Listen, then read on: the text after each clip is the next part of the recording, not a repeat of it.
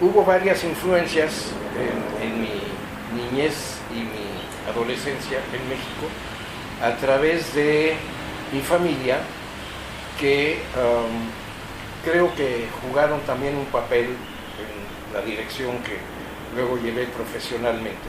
Me refiero primero al hecho de que mi familia llegó a México en 1940 como refugiados del nazismo, ¿no?, de la persecución nazi en Europa, y entonces era una experiencia nueva para mis padres instalarse en un país culturalmente tan diferente a la experiencia que pues ellos habían vivido, ¿no?, en la Alemania pre-nazi en Europa en aquellos años.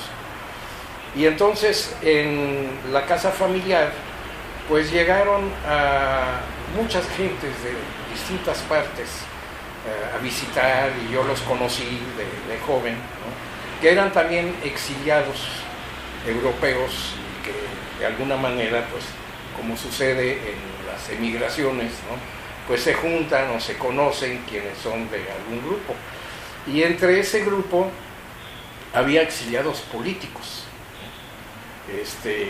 comunistas, que no solo eran perseguidos judíos, sino eran militantes de la socialdemocracia en Europa, o eran militantes del Partido Comunista en Checoslovaquia o en Alemania o en Francia, y salieron huyendo, ¿no?, para no acabar en los campos de exterminio. Y algunos llegaron aquí y formaron grupos, ¿no?, de discusión, culturales, para jóvenes, entre otras gentes, y algunos para viejos. A mí de los jóvenes no me tocó, y siempre lo lamenté porque era yo demasiado chiquillo. Entonces cuando se reunían, por ejemplo mi hermana, 4 años más que yo, podía asistir a esas reuniones, y a mí me excluían porque pues no estaba yo suficientemente maduro para conocer los problemas del mundo, pero escuchaba yo, ¿no?, de las cosas políticas, de las luchas por la sociedad democrática, una vez que el nazismo hubiera sido derrotado, se iba a crear un nuevo país, una nueva Europa, un nuevo mundo, etcétera, etcétera. ¿Recuerdas algún nombre de los amigos de tu familia? Sí, recuerdo un escritor que luego regresó a Checoslovaquia, que escribió aquí un libro muy bonito que se llama Descubrimientos en México en los años 40, que se llamaba Egon Kisch, Erwin Kisch, escritor en lengua alemana, pero de Checoslovaquia, ¿no? Con K, K-I-S-Ch. Realmente el apellido es, creo, húngaro, pero yo sé que él y su esposa vivían luego regresaron a Checoslovaquia. Una escritora que había sido amiga de mi papá en la escuela en Alemania en los años previos a la Segunda Guerra Mundial, a la Primera Guerra Mundial. Se habían conocido a principios de siglo mi papá y ella llegó a ser una escritora muy famosa, incluso en la posguerra, Anna Segers, S-E-G-H-E-R-S.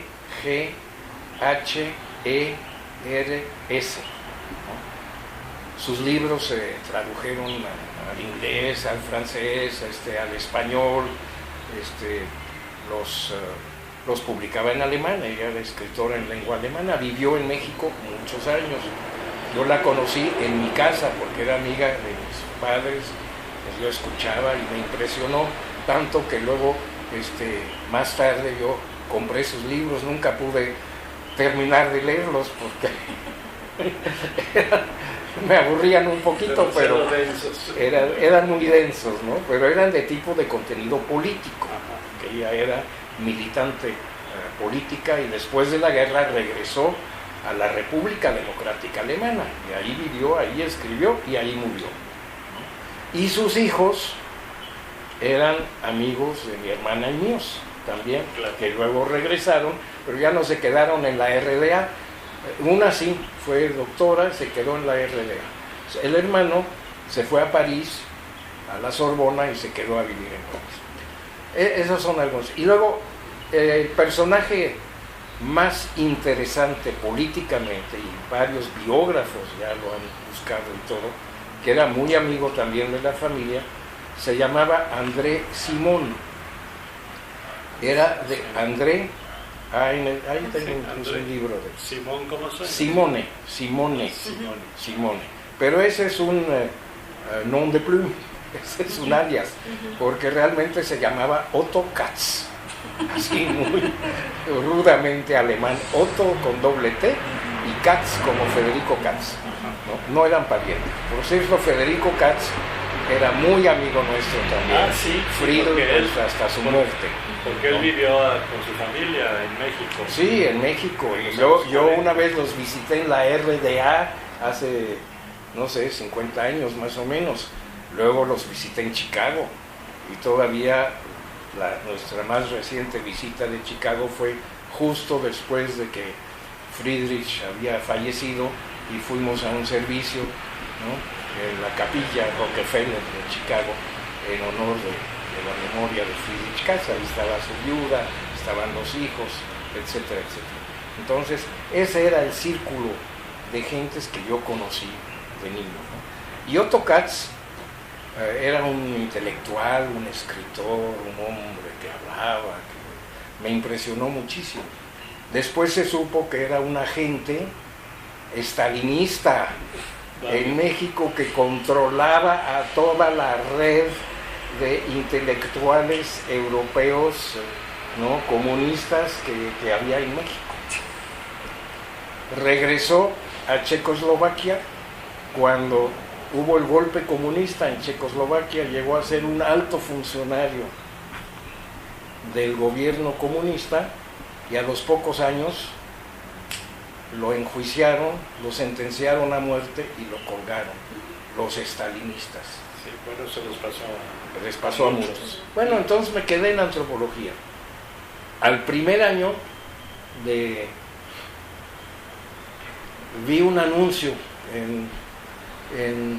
ahí a la entrada donde pegaban los anuncios, ¿no?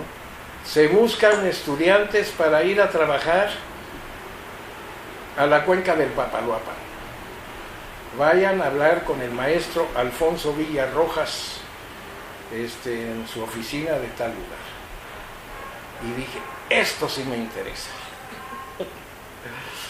Y para hacer la historia corta, nuevamente, me fui a entrevistar con el maestro Alfonso Villarrojas, que yo no conocía, que no era maestro de la escuela, pero era ya un conocido antropólogo, y me contó que él estaba colaborando con algo que se llamaba la Comisión del Papaloapan, y que en la Comisión del Papaloapan se estaba construyendo la principal represa,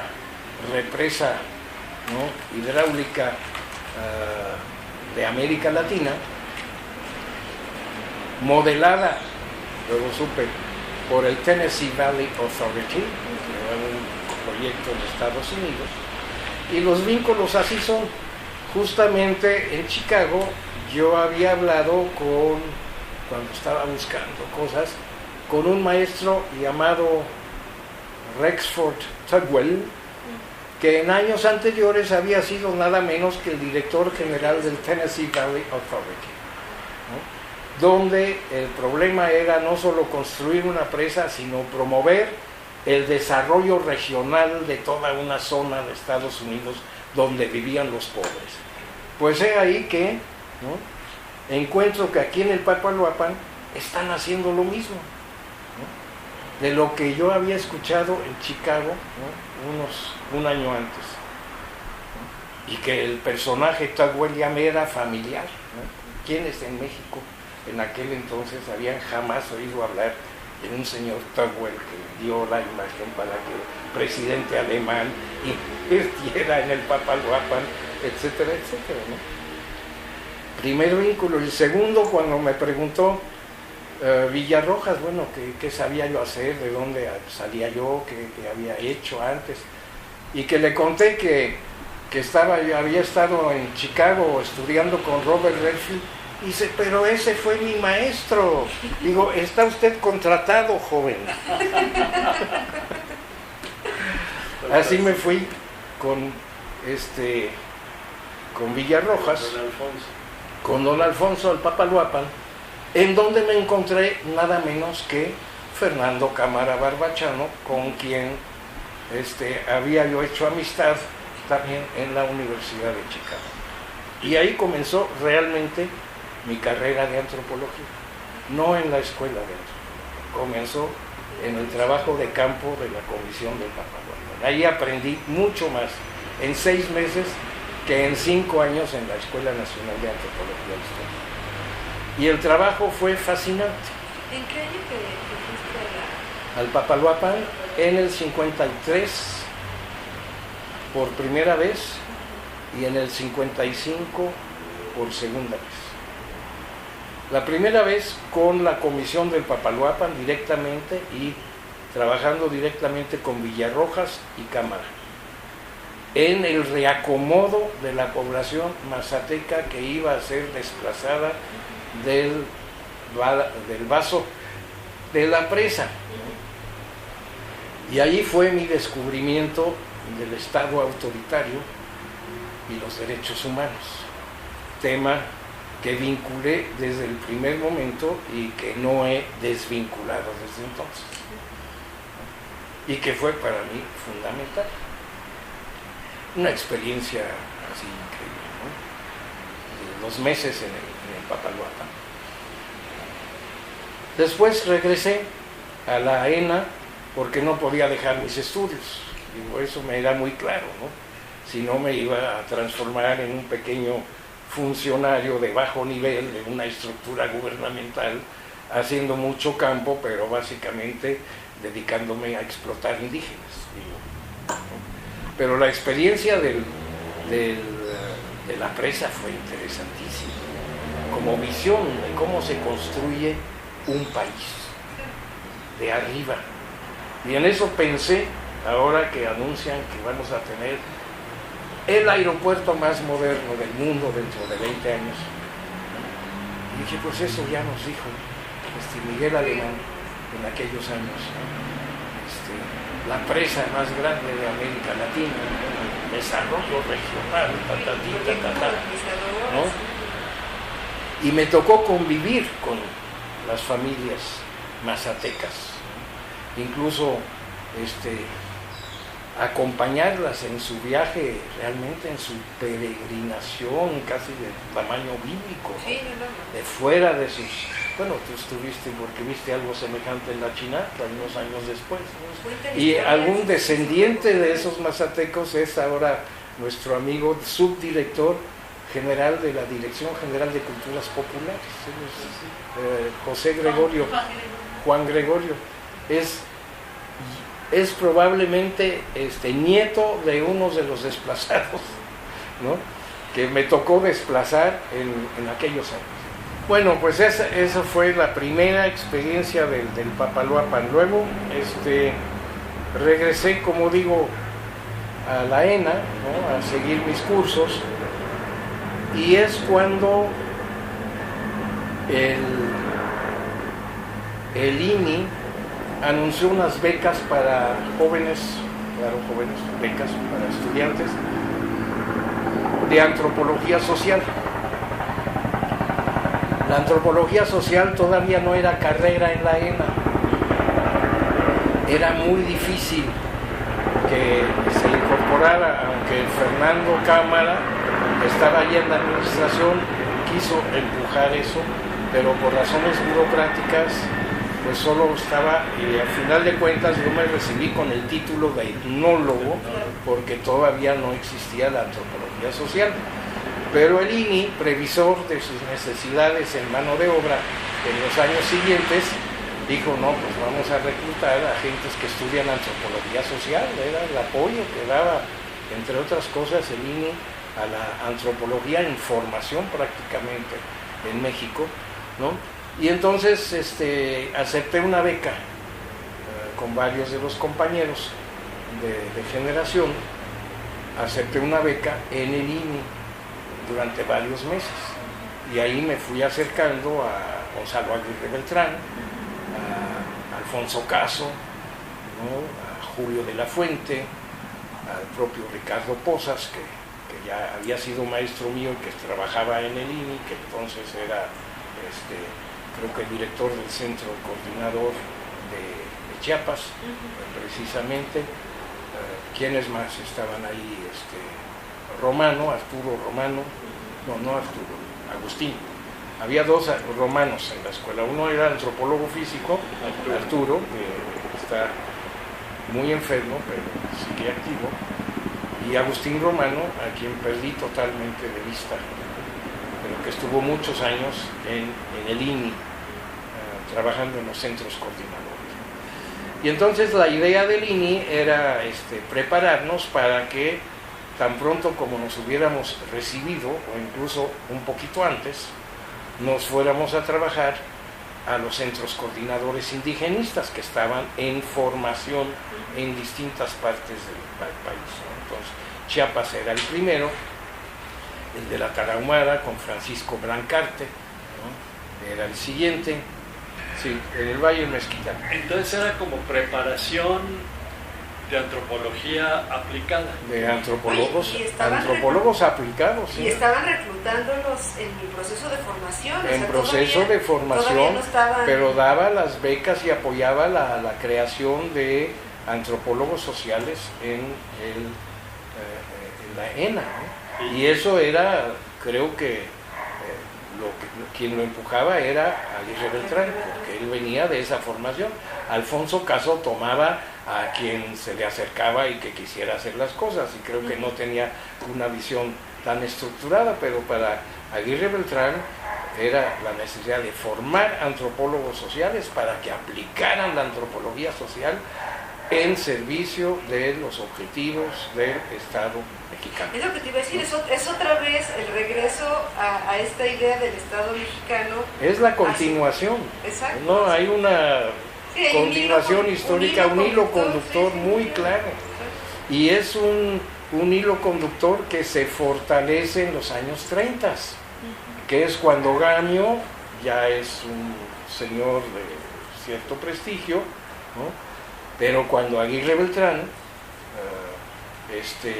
se forma, y cuando los maestros rurales que trabajan con la Secretaría de Educación Pública se interesan, ¿no?, en una formación antropológica, porque había, bueno, eso lo sabemos, ¿no?, pero vale la pena volverlo a repetir una vez más.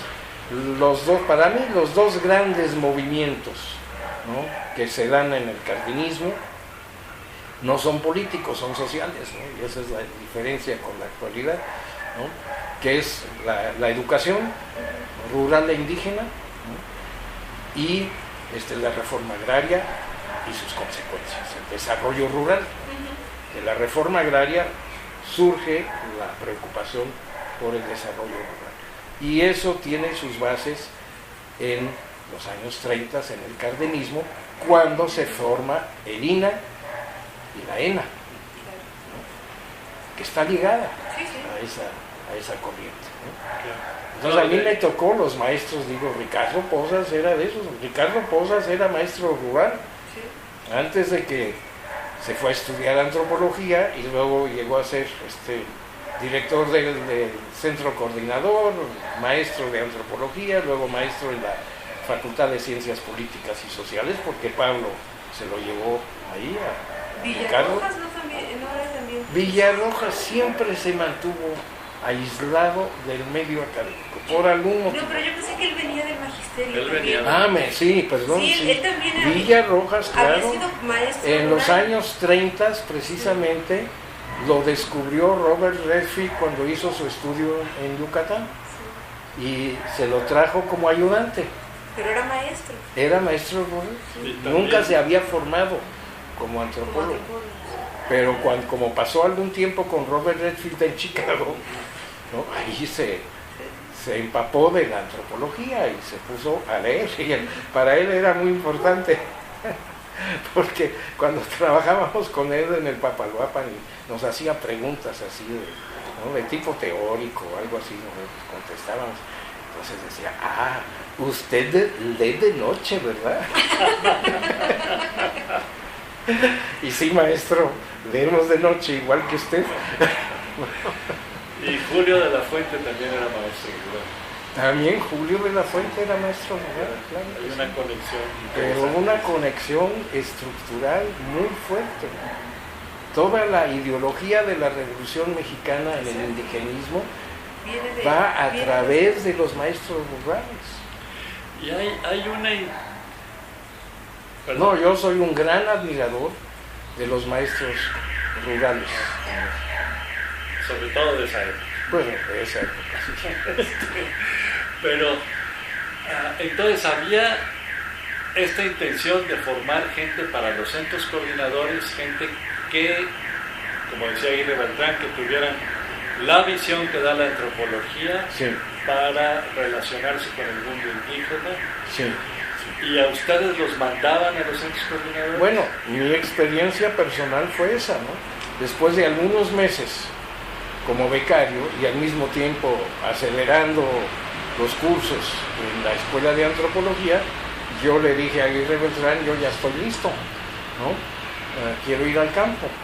Para mí lo interesante era el campo, no eran las clases, por muy buenas que pudieran ser algunas y muy aburridas otras, ¿no? Las clases en sí no me importaban porque yo me llevaba mis libros. Digo, para mí la forma de absorber conocimiento siempre ha sido a través de libros y no de otra cosa. Entonces, si tú tienes tu biblioteca al lado, ya sé que hay metodologías y metodologías, pero pues si aprendiste a leer y a estudiar, pues realmente eso te ayuda, ¿no? En el campo también. Y entonces yo les dije, bueno, me voy, y me mandaron otra vez al Papaloapan, porque ahora ya no era la comisión del Papaloapan, había habido ahí un arreglo en las altas esferas gubernamentales de que ahora todo lo que tenía que ver precisamente con los indígenas y con la política social derivada de la construcción de la presa y los cambios regionales y todo eso, pues le correspondía al Instituto Nacional Indigenista y no a la comisión, que era un organismo especial, que era técnico, ¿no? Que era más que nada técnico económico. ¿Y es cuando se funda el Centro Coordinador de Temazcal? Bueno, más o menos, todavía no era centro coordinador, sino era una oficina encargada de, y era la época de transición, me tocó la época de transición.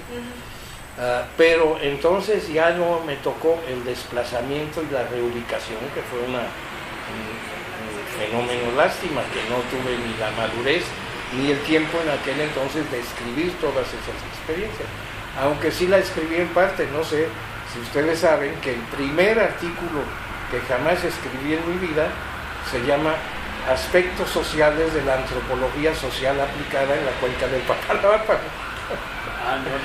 Y salió en el año de 53. Aquí tengo una copia.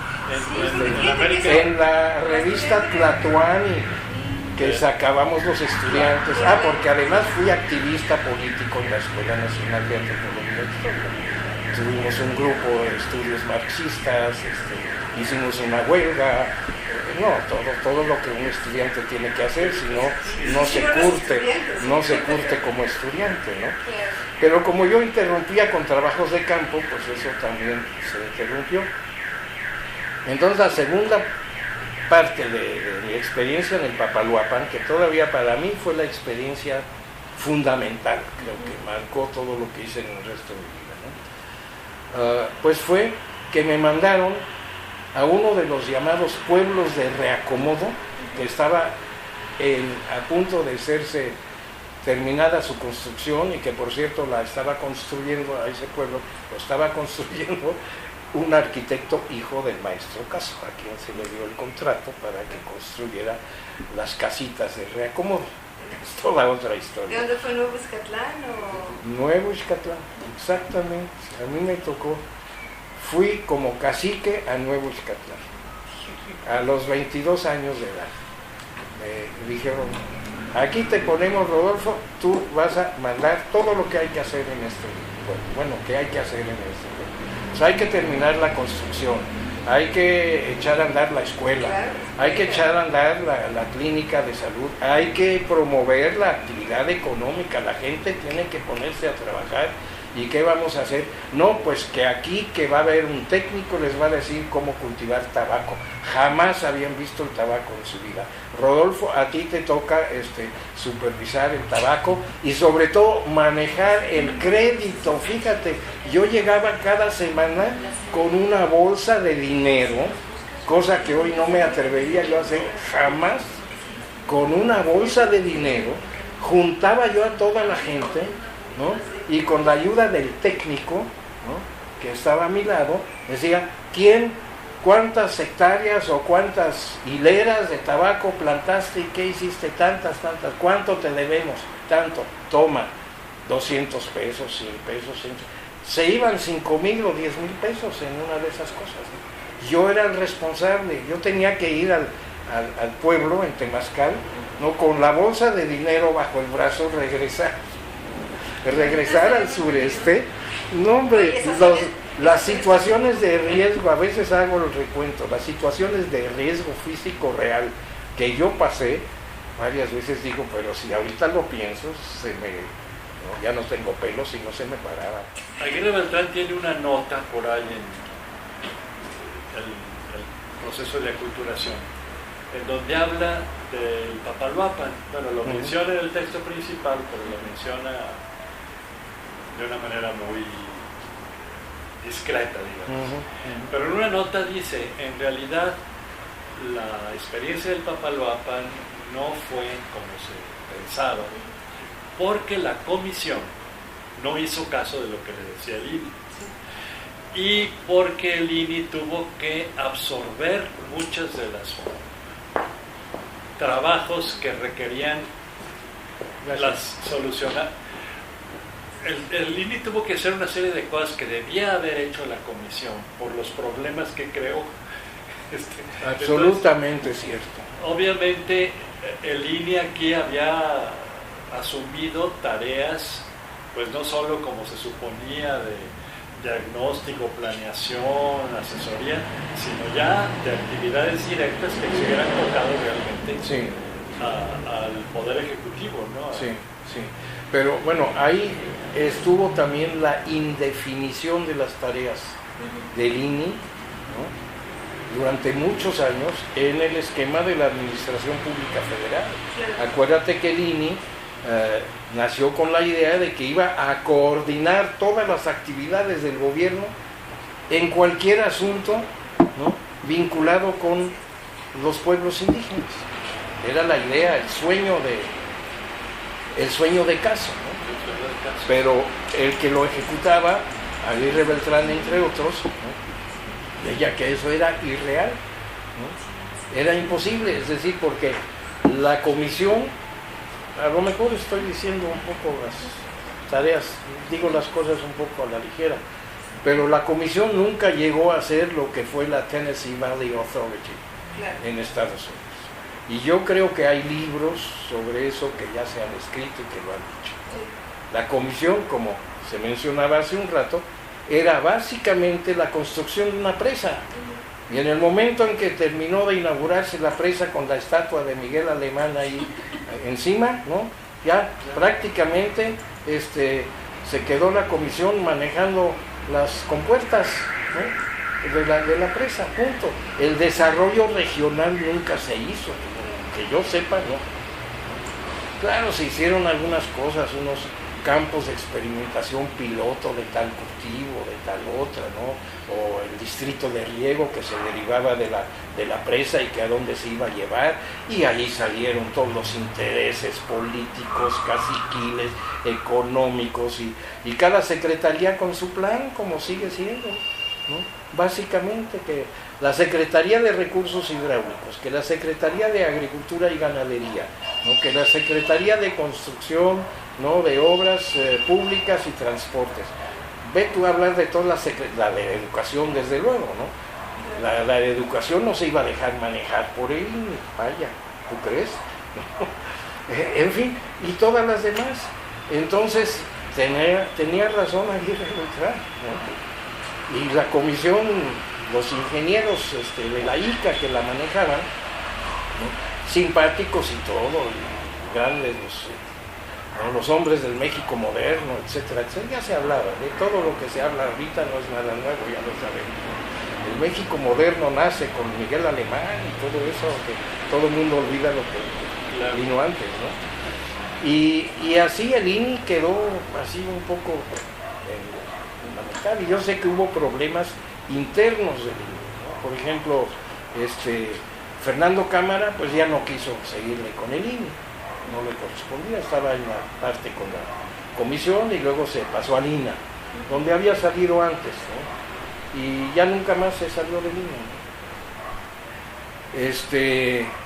Ricardo Posas, ¿no? Prefirió salirse del INE. ¿Se fue a la UNAM? Y se fue a la UNAM, ¿no? Y varios otros también. Yo no pude seguir todo eso, además, en aquel entonces, digo, no tenía yo la visión de ver todo lo que estaba pasando ahí, ¿no? Yo a lo mío, ¿no? Me mandaron a hacer esto, pues yo ahí, en mi pueblito de Nuevo Izcatlán, ¿no? Durante un año, que fue una maravillosa experiencia.